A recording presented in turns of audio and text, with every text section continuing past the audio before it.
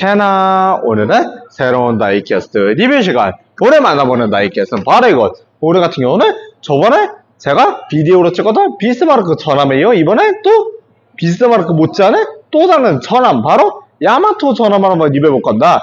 일단 이 야마토 전함 같은 경우는 간단하게 말씀드리자면 비스마르크 전함 리뷰 커뮤니티를 올렸을 때 당시에 구독자님께서 한번 요청을 해주셨습니다. 그래서 이번에 드디어 그 요청을 받아들여서 이번에 이 야마토 전함을 한번 리뷰하게 되었어요. 그렇지만 일단 이 야마토 전함 다이캐스트 리뷰에 앞서 일단 일본의 제국주의나 군국주의를 찬양하거나 미워하는 그러한 영상이 아니라는 점 알아두시면 좋을 것 같아요.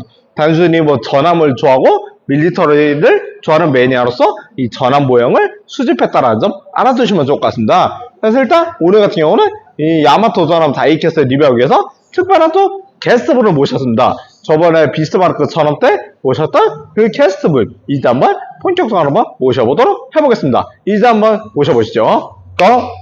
자, 그래서 이제 오늘 이 야마토급 전함 이 다이캐스트를 같이 리뷰해주실 게스트분, 이제 한번 소개해드리겠습니다. 카메라 보고 한번 인사해주시죠. 안녕하십니까, HR 니온모터스입니다. 자, 그래서 이제 오늘 같은 경우는 이 야마토급 전함, 이번에 같은 경우는 저번에 비스마르크 전함의 속편입니다. 아시다시피 저번에 비스마르크 전함 커뮤니티에 올렸을 때 당시에 이 전함 다이캐스트 리뷰달라고 요청이 들어오셨다고 기억하시죠? 예, 그렇습니다. 안 그래도 이 전함 같은 경우는 제 유튜브 구독자님께서 한번 리뷰를 요청하셨어요. 그래서 이번에 이렇게 HR 니온모터스님의 게스트로 섭외를 했습니다. 그래서 일단 오늘 같은 경우는 이 야마토급 전함 이제 한번 본격적으로 한번 개봉을 한번 시작해보기 전에 일단 한번 제원부터 간단하게 설명해 드릴게요. 일단 간단하게 진수일부터 차근차근 설명해 드리겠습니다. 일단 처음에 진수일은 1941년 12월이었고 그리고 마지막에 은퇴라고 해야겠죠. 일단 침수일은 1945년 4월에 은퇴했어요. 일단 1945년 4월이면 다들 아실 거예요. 왜냐? 그때 당시가 일본이 태평양 전쟁에서 패전에 있었던 시기였으니까 어쩌면 그때 딱 은퇴가 어쩌면 정황상 맞습니다. 왜냐? 이때 당시 이 전함 같은 경우는 2차 세계대전 때 활약했던 전함이라고 하는 만큼 어찌 보면 딱 침수 시기가 1945년 4월이 어찌 보면 맞다 그렇게 말씀드릴 수 있어요. 그리고 일단 이거 같은 경우는 보일러는 12기 정도가 들어가 있고 그리고 싱글 터빈 어쨌든 터빈도 4축 4기가 장착이 되어 있고 스크류도 이렇게 프로펠러 방식으로 장착이 되어 있다는 점 알아두시면 좋을 것 같아요. 저도 솔직히 지금 전함 다이캐스트는 솔직히 좀 오랜만이야. 살짝 좀 긴장을 좀 양해를 부탁드릴게요. 일단은 그래서 일단 나머지 한번 무장이나 그런 거 한번 설명해 주시죠.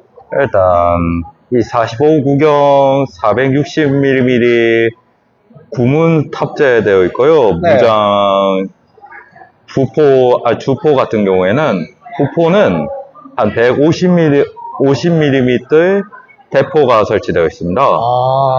그리고 대공포는 25mm가 설치되어 있고요. 네. 또 127mm도 설치되어 있어요. 그리고 또 대공기관총은 13.2mm가 탑재되어 있습니다.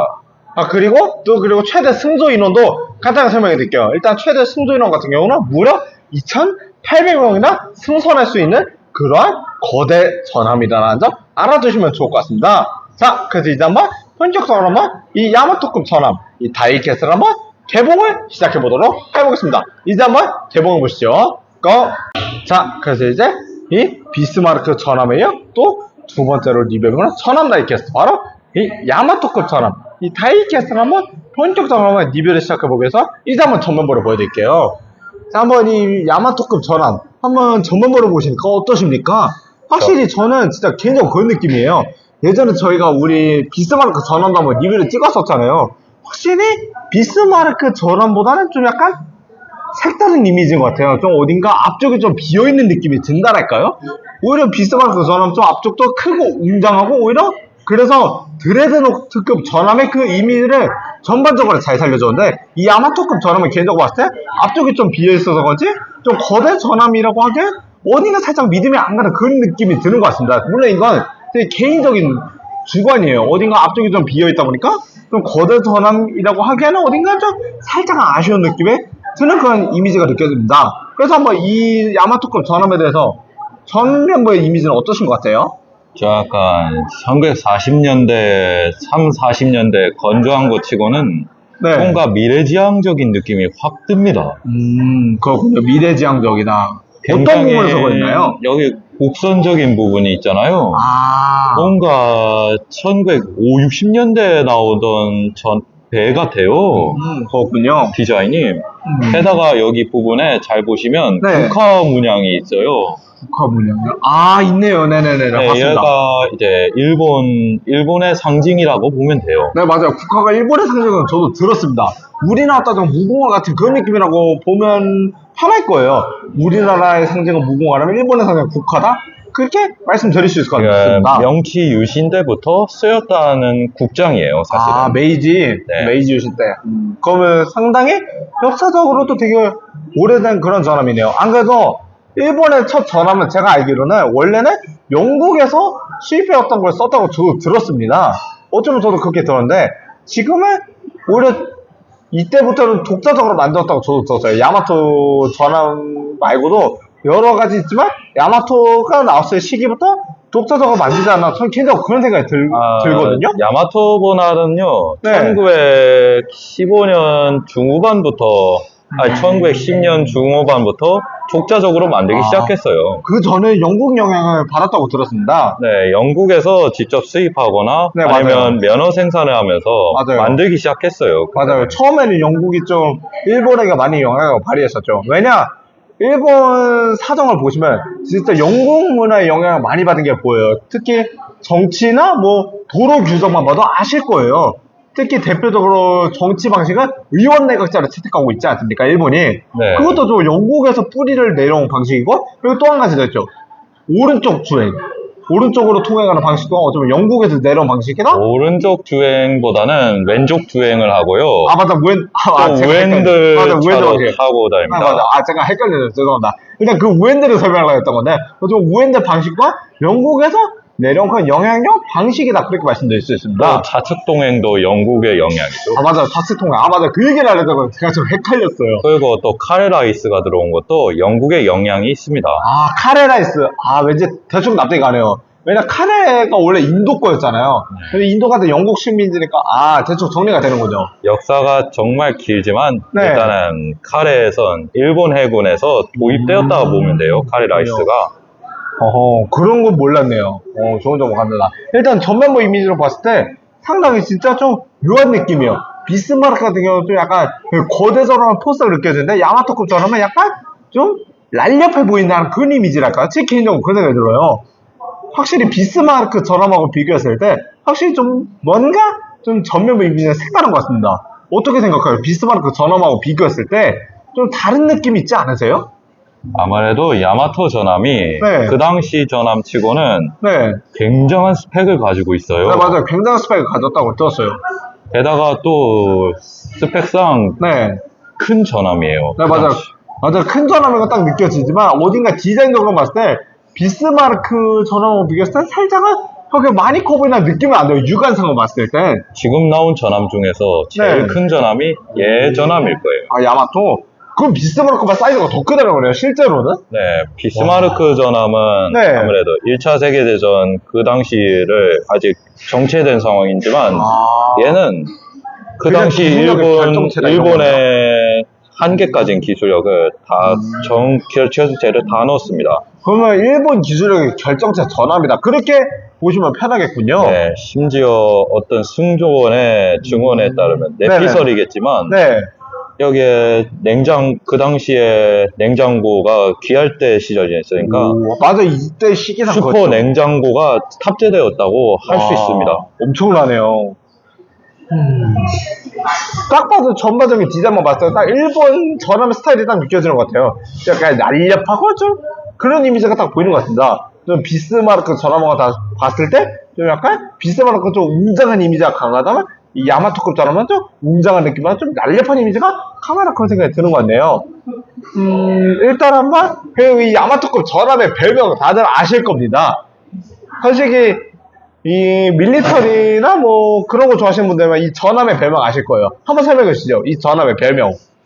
우주전함 야마토겠죠? 아무래도. 그것도 이거 하나 써있죠. 호텔.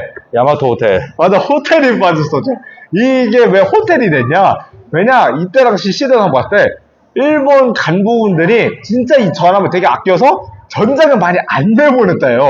비스마르크 전함하고 정반대로, 오히려 이 야마토급 전함은 전장에서 그렇게 많이 활약을 한 게 없습니다. 오히려 비스마르크가 더 많다라고 말씀드릴 수 있을 만큼, 오히려 이 야마토급 전함 많이 아꼈다고 해요. 일본 수뇌부분들께서. 진짜 그거 맞아요, 역사적으로. 안 그러십니까? 그 아꼈다는 것보다는 네. 얘네가 좀 성력을 해군의 배들을 맞추다 보니까 25노트밖에 안 나왔어요. 그러다 보니 답답하다 보니까 이제 많이를 못 쓰고 이제 애물단지가 돼버렸죠. 그래도 아꼈다는 얘기는 있는데 그건 아니었나요? 반은 맞고 반은 틀렸습니다. 함대 결전으로 쓰였긴 했습니다만 결국에는 제대로 못 쓰고 제대로 못 휴머를. 쓰였군요. 다만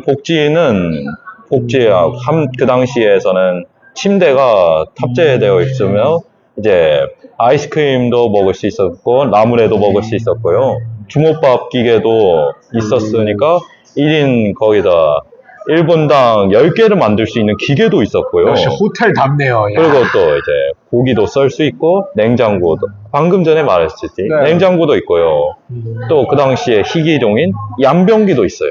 야, 진짜 호텔이랑 별명이 딱 잘 어울리는 전함이네요. 진짜. 그- 알고 보니까 저도 처음엔 자세히 몰랐거든요. 이렇게 많은 기능이 이때 당시 전함에 탑재되어 있다는 게 저도 정말 놀라웠어요. 이게 진짜- 그 일화가 있는데요. 네. 1945년 패전 직전에 네. 이 카레라이스를 먹었던 전함이 바로 이 전함이에요. 진짜 호텔이랑 명성이 딱 잘 어울리는 그런 가진 전함이군요. 어쨌든 되게 재미있네요. 일단 한번 측면부 한번 봐볼까요? 한번 측면부의 느낌은 어떠십니까? 측면부는요. 네. 전함의 느낌이 확 듭니다만 네. 여기 측면부에 네. 참 복잡한 부분이 느껴지는 게 확 드네요. 맞아요. 이런 보일러실이나 이런 조타실도 되게 복잡하게 디테일하게 잘 전해준 게 느껴집니다. 이런 보일러실이나 이런 조타실 디테일도 깔끔하고, 함포도 전부 다 깔끔하게 전해줬고, 이런 안테나 보이죠? 네. 야, 이런 안테나 디테일도 정말 훌륭합니다.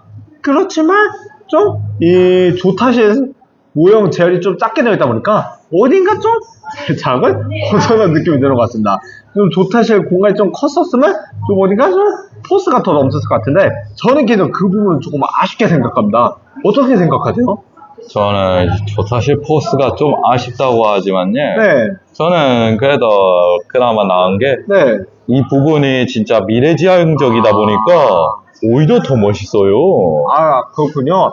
야마토 전함만의 매력이 딱 그런 느낌이네요. 네. 좀 아쉬운 부분도 있지만 또 보면 볼수록 매력적인 그런 느낌이 나다고 보시면 될 것 같군요. 저는 사진으로만 보면 이런 매력을 못 봤었는데, 모형으로 봤을 때는 어떤가요? 와, 이런 디자인을 설계한 사람 보면 정말 미래에서 왔나 이 생각이 들 정도예요. 그렇군요. 정말 미래지향적입니다. 그렇군요. 이제 한번 후면부 한번 봐볼까요? 한번 후면부도 보시면 저번에 비스마르크 전함 때 리뷰했던 그 수상기도 달려있네요. 여기 쪽 보시면 양쪽에. 예전에 비스마르크 전함 때는 아라우도 수상기였다면 여기 쪽에도 수상기를 한번 설명해 주시죠. 일단 이 모델 같은 경우에는 ITE 13A네요. 원래는 다른 것도 미쓰비시 F1M 수상기도 달 수 있는데 미쓰비시제도 달 수 있군요. 이거는 ICJ예요. IC제군요. 그럼 미쓰비시제랑 IC제랑 차이가 어떤 건가요? 엔진이 다른가요? 미쓰비시 F1M은 국내식 엔진인 거 알고 있죠? 고격기예요. 사실은. 그리고 IC는 그냥 저거 당육기. 단엽기냐 복엽기냐 그런 차이군요. 예, 그거 보니까 아마 44년하고 45년쯤에 싸운 것 같아요. 이 디자인 보니까. 그렇군요. 그러면 일단 미쓰비시제는 보급기라면 날개가 위아래로 있는 그런 방식이라는 게 딱 보이는 것 같군요. 단엽기는 날개 한쪽에만 있다면 보급기는 위아래로 있는 그런 방식이네요. 그러면 일단 보급기로 봤을 때는 1차 대전 때까지는 보급기가 많이 쓰였잖아요. 네. 어쩌면 약간 그 보급기가 달려있다는 거 봐서 제 생각에는 좀 1차 대전 때 흔적도 조금 남아있는 것 같다. 개인적으로 그런 생각이 듭니다. 왜냐 1차 대전 시기상 봤을 때 보급기가 많이 쓰였잖아요. 단엽기보다 주로. 그때 당시 시대상 안 그러십니까? 일단 시대상으로 그렇긴 할 수 있지만요. 네. 1930년대 중후반까지는 의외로 보급기를 많이 썼어요. 아, 진짜요? 아. 그러다가 이제 2차 세계대전이 네, 터지니까 이제 전기부터 이제 다륙기로 이제 급하게 바뀐 거죠. 그렇군요. 그럼 어찌 보면 2차 세계대전은 처음 일으킨 나라가 독일이니까 그럼 독일부터 바뀌기 시작했다고 봐야 될 것 같네요. 제 생각에. 독일은 아마 전투기는 일찍부터 다륙기로 바뀌었지만 아, 진짜 일찍부터 바뀌었어요. 다만 폭격기 같은 경우에는 아직 보급기 쓰는 데가 있긴 있었어요. 그러니까 어찌 보면 독일이 시작해서 쫙쫙쫙쫙 바뀌지 않을까 저는 개인적으로 그런 생각이 듭니다. 왜냐 처음에 2차 세계대전에 시작한 나라도 독일이니까 어찌 보면 독일이 먼저 시작하지 않았을까? 저는 개인적으로 그런 생각이 드네요. 그리고 한번 여기 쪽에 보시면 이런 스크류 디테일도 훌륭한데요. 와, 보이시죠? 이런 스크류 디테일. 이런 스크류 디테일도 정말 훌륭하게 재현해준 거 보입니다. 이런 스크류 디테일이랑 여기 쪽에 이런 무장 디테일도 전반적으로 잘 재현해줬다고 생각해요. 일단 후면도 퀄리티도 나쁘진 않다 생각이 드는군요. 어떠십니까? 보면부 퀄리티도 꽤나 좋은 면에 이 금형 스크류가 금으로 도색된 게 아. 제일 마음에 듭니다. 아, 실제 모드하고 똑같이 고증해서 딱 그런 거라고 봐야겠네요? 네, 그렇죠. 아주 마음에 듭니다. 저도 전반적으로 보니까 또 야마토 전함도 어디가 좀 묘한 매력 포인트가 느껴지네요. 비스마르크 전함하고 비교했을 때 확실히 다른 매력도 있다? 저도 개인적으로 그렇게 생각이 듭니다. 자, 이제 한번 야마토급 전함에 대해서 한번 토탈 평가 한번 시작해 보시죠. 한번 이 전함 다이캐스 한번 만나보면서 느낀 점은 어떠셨습니까? 아, 이걸 다이캐스트로 직접 만나보니까 이 디자인 면에서 다시 재평가를 하게 되네요. 원래는 그냥 사진으로 보면, 아, 그냥 뭐 웅장한 전함이구나, 이 생각이 들었는데, 네. 디자인 면에서 보면 정말 미래지향적인 느낌이 확 들고, 그 당시에 그냥 전 세계 이 현존한 전함에서는 네. 꽤 크다고 하니까, 아, 이게 얼마나 큰지는 모르겠지만요. 네. 2,800명이라고 하니, 네, 승조 인원이 맞아요. 와, 이게 진짜 상상도 못 하겠지만요. 그리고 이게 알맹이를 알게 되면, 네. 그 당시 일본 기술들을 죄다 꼬라박은, 그러니까 신기술을 죄다 도입한 느낌이 있어요. 그러니까 일단 그럼 그렇게 설명하면 되겠네요. 기술력의 결정사가 그때 당시에. 네. 그리고 그 당시에 좀 복지를 나름 굉장히 신경 썼다고 생각되는 게, 스포 냉장고를 설치했고, 아, 냉정으로 진짜 인정합니다. 그 당시에 영국군도 해먹에서 잠들었는데, 그 야마토급에서는 장병들도 침대에서 잘 수 있었어요. 그리고 또 변기에도 양변기도 설치해놓고, 와, 진짜 기술력의 결정차라 말이 딱 들어맞네요. 또 중업밥도 또 기계가 한 1분에 10개도 만들 수 있는 기계도 설치했어요. 진짜 어찌 보면 진짜 이 정도면 일본의 수뇌부들이 아낄만 한데요? 이 정도 기술력이면? 그때 당시에? 그리고 또 일본 강학이라고 또 지금의 니콘이라고 하는 네. 15.5mm로 볼 수 있는 만안경도 설치되어 있습니다. 진짜 제가 봤을 때도 진짜 그때 당시 그 사람들이 왜 이 전함을 아꼈는지 저도 어느 정도는 납득이 가네요. 이런 다양한 기술력의 결정체들이 기능적이면서 상당히 복합적이기 때문에 정말 아낄만하다? 저는 개인적으로 그런 생각이 듭니다. 저는 아쉽게도 네. 이 수뇌부들의 작전을 너무 안일하게 생각한 덕분에 안일하게 생각해서 그런지 활약을 못한 거예요. 별로 활약을 못했어요. 맞아, 저도 그 부분 아쉽게 생각해요. 활약을 못한 거. 아무래도 그 당시 시대상으로는 이해는 갑니다만, 네. 왜나 전함에 아직 한국모함이 그때는 프로토타입 시대라 가지고 맞아요. 일본이 먼저 그때 좀 하와이를 진주한 폭격한 게 그때 항공모함을 활용한 게 일본이 먼저 했거든요. 맞아요. 사실. 항공모함을 시작은 사실 일본이 맞죠. 예. 그러면서 미국도 하게 됐고 다른 나라까지 다 하게 된 거죠. 그리고 이게 시대 비운의 명작이 아닐까 싶습니다. 결국. 맞아요. 오히려 저도 그렇게 생각해요. 이거 전에 우리가 비스마르크 전함을 리뷰했었잖아요. 오히려 비스마르크 전함은 진짜 활약력이 많았잖아요. 네. 영국을 엄청 괴롭혔던 그런 전함이라고 유명했잖아요. 진짜 활약이 많았는데 이 야마토급 전함은 반면에 좀 활약상이 비스마르크급에서 적었던 부분은 정말 아쉽게 생각한다. 왜냐? 안 그래도 이 밀리터리 커뮤니티에서 그런 댓글 있잖아요. 거항공포를 이때는 언제 쓴단 말인가 그 얘기가 있었잖아요. 아시죠? 네. 그럴 정도 진짜 화려성이 적었다는 게, 거기서 딱 느껴지더라고요, 저도. 정말 저의 명언이 이런 생각이 듭니다. 네. 경험은 아무리 많아도 시대에 뒤처지면 무용지물이다. 맞아요. 이런 말이에요. 네. 자, 그래서 이제 이 야마토급처럼 이 다이캐스트랑 저희님이라서 마무리를 짓겠습니다.